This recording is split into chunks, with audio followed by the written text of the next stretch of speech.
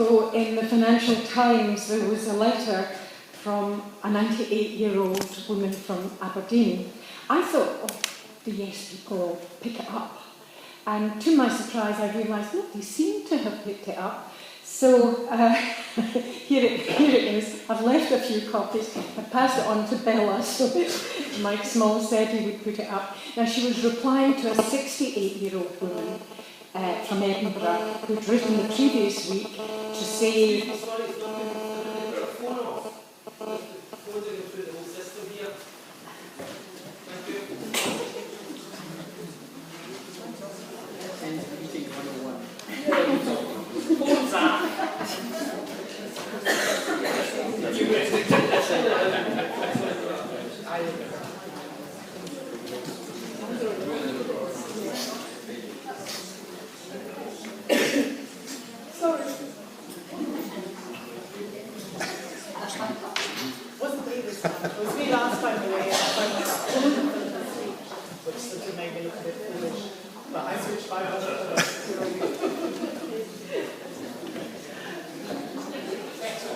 Women for Indy, take 2.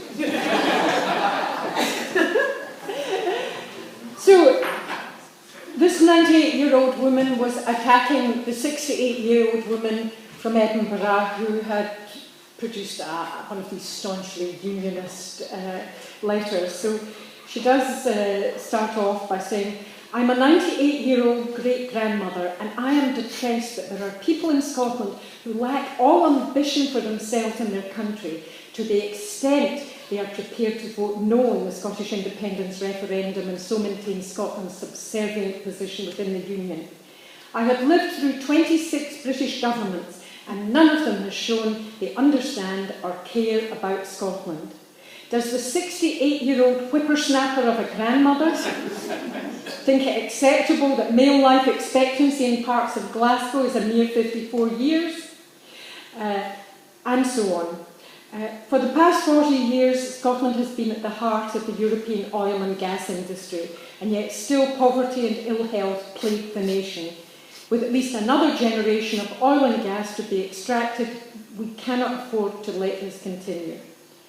Now, she concludes by saying, I acknowledge there are uncertainties, but this is always a necessary part of large political acts. Indeed, recent experience of global economic disaster has amply demonstrated that if uncertainty is the major worry, there is no alternative but to keep your head beneath the blankets and pretend the real world doesn't exist. Our 68-year-old might not yet have the courage to grow up, but I have. At almost 100, I am at last being given the opportunity to be politically mature. Miss M.F. Corral, Aberdeen.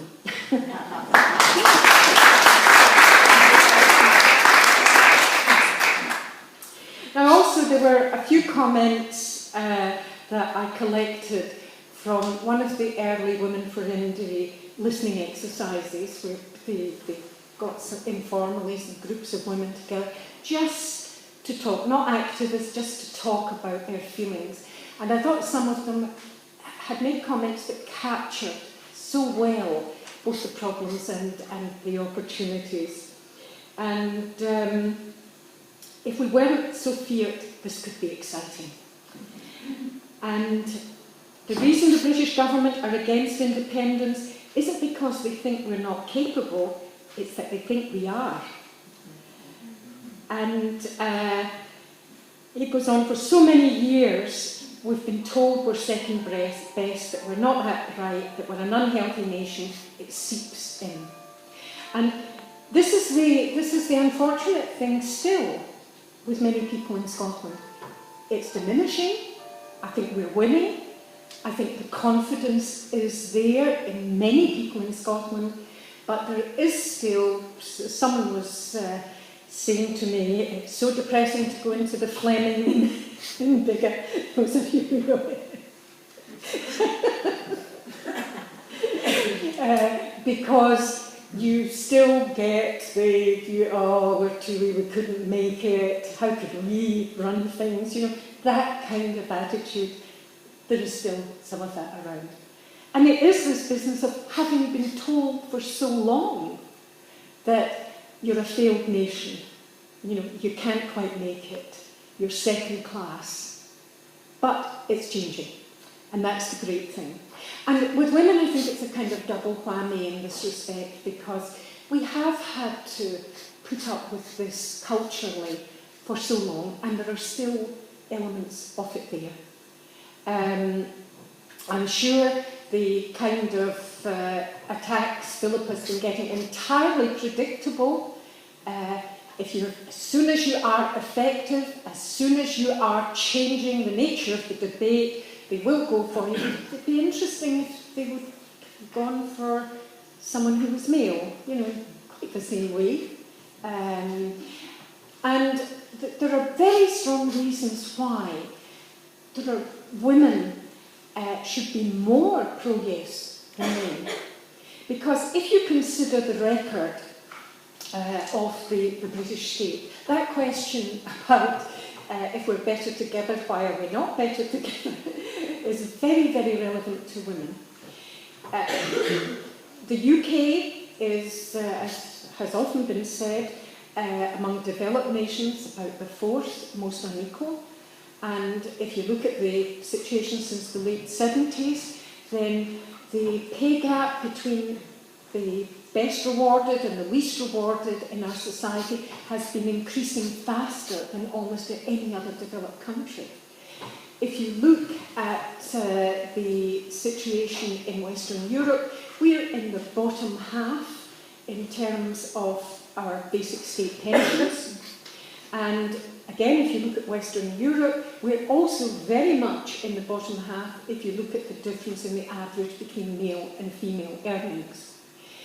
All of these things hit women harder because women are more strongly represented, or more weakly represented, shall we say, among the low-paid. Women are more dependent on minimum wage, and of course British governments have failed to keep the minimum wage up to even, you know, the very low levels that would at least have been a marginal improvement had they kept it up with cost of living increases, but they haven't. So women are more dependent on the basic state pension, they're more dependent on the minimum wage, they're more represented among the poorer in our society, they're more represented among those dependent on welfare benefits because they're carers, because they're single parents and so on. And we know the way in which our welfare benefits have been very poor in comparison to the Scandinavian countries or Germany, for example. So the answer is that women should be saying, Britain has not worked for us. The British state has not represented our interests. And it's women who should have been out there way in front in terms of yes support. Now, I think it's coming and I think it will come. But to go back to those comments from the women we had heard in the listening groups, there is still that lack of confidence, lack of certainty that I think is still a cultural hangover from women's second-class position in our society in terms of representation in top jobs, representation in senior positions in public life, and so on. And very sadly, representations in page 3 of The Sun, you know, as objects. So culturally, we still do carry that burden around with us, and I think that does tell a bit, even although, thank heavens, it is seriously diminishing. Now, there are other respects in which I think women, if you get the opportunity to talk to them, if you get the opportunity to go through the arguments with them, can become more committed to the yes position. Because on the whole, women have been much less supportive of all the British state's endless wars, and that's not an exaggeration. There's very, very few years, you go back decades and decades, in which the British state has not been involved in wars somewhere or other. And women are less sympathetic to that militaristic role which has so defined the British state for so long. And if you put to women, what are the choices? The choices between spending that huge amount of money on nuclear weapons with all the risks involved, or on the other hand, spending it on social services, what do you think most women, if given that choice, where would they come down in that decision? And it would be, they would come down on the kind of decisions that the Scottish Government, if they had full powers, would make. And I say that with confidence, whether that Scottish Government was SNP, Labour, Lib Dem, that they would make different decisions on these issues. And it is interesting, on the question of Trident, that we have shown the research that there is nowhere for Trident to go if we say quite clearly there should be no nuclear weapons in Scotland. There is no existing base that can take it. And there was the recent attempt by Royal United Services Institute, which is very close to the armed forces, to say, oh well, we could recreate the Coolport development in just a bit over 10 years at the soonest. And it wouldn't be quite as many billions as has been suggested. Now, recreating that not only means tearing up the rule book as far as safety goes, because Devonport will come into it currently, although they do the servicing for Trident submarines, no nuclear weapons are allowed to go in because it's in the middle of a city. But then the other part, the Coolport part, would have to be built around Falmouth. And I don't know if you've seen the reaction down there. They are outraged. How shocking to think you could spoil the beautiful scenery there and our tourist industry in Cornwall by having a nuclear base. Surprise, surprise. How shocking that we could be exposed to the risks of having a couple of hundred nuclear bombs stored in this area. So the absolute outrage being expressed there, and you have to say, what do they think that we've been putting up with for all these years? In fact, since 1961, we've been putting up with that, first at the Holy Loch and then at Faslane Coolport development. But what it shows is that Scotland could make that admirable contribution to the world. Because if we, as the Greens, as the SNP, and I'm sure that many people in what's left of the Labour Party would support, if they didn't have London breathing down their neck, I'm sure that what they would support would be having a clause in the Scottish Constitution prohibiting nuclear weapons, chemical and bacteriological, biological weapons. And that example is one that I think would be seen in so many parts of the world as a really vital step forward.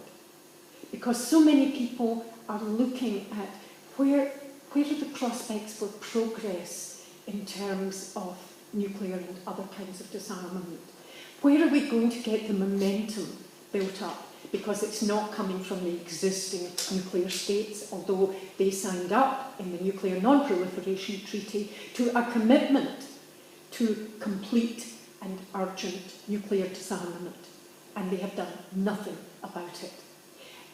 So Scotland would be in there, and we would be setting an example for others, and it would really be stirring the pot in a way that I think would appeal to the great majority of women as well as men. So all these opportunities are in front of us if we can simply make that step, if we can get over the fear bit and focus on the exciting bit, because the exciting bit is there for all of us.